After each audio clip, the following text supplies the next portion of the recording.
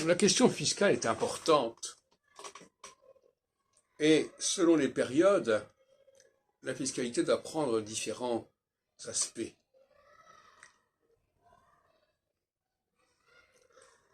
La phase équinoxiale implique d'imposer les riches.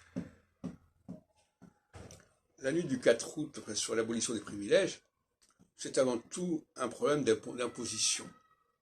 Ça va faire payer des classes sociales, des castes sociales qui étaient dispensées de l'impôt.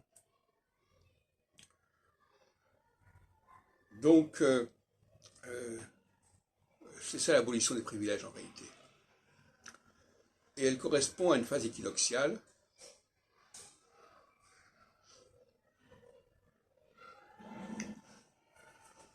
puisqu'il s'agit de s'en prendre à une forme de ruissellement qui ne fonctionne pas et qui fait que les ressources d'en haut doivent être beaucoup mieux exploitées à toutes sortes de niveaux.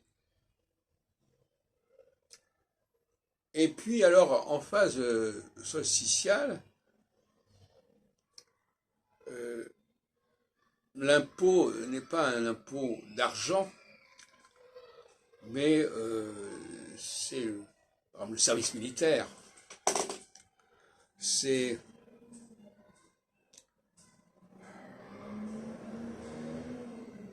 la corvée, comme on disait autrefois, payé en nature en quelque sorte. La phase solsticiale, en réalité, va demander une contribution forte au peuple, même si ça ne se présente pas sous forme d'imposition, et encore, on pourrait en discuter, parce que les impôts indirects impactent aussi bien les classes, les couches sociales supérieures qu'inférieures. Mais, d'une manière générale, on leur demande, on les embrigade, ces classes populaires. On les embrigade dans des partis, on les embrigade dans des élections, on les embrigade dans des mobilisations militaires.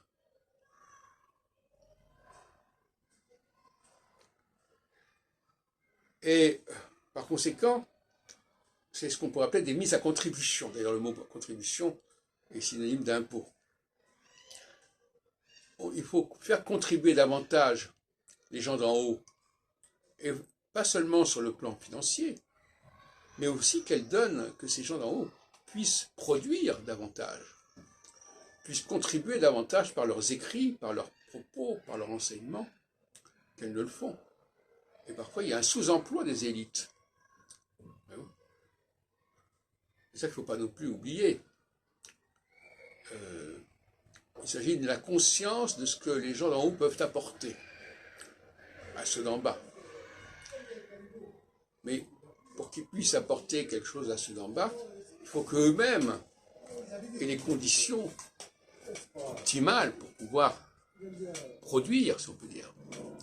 Et inversement, les gens d'en bas, je pense notamment aux agriculteurs, doivent être également aidés pour qu'ils puissent justement contribuer aussi, largement possible, à la richesse nationale, aux produits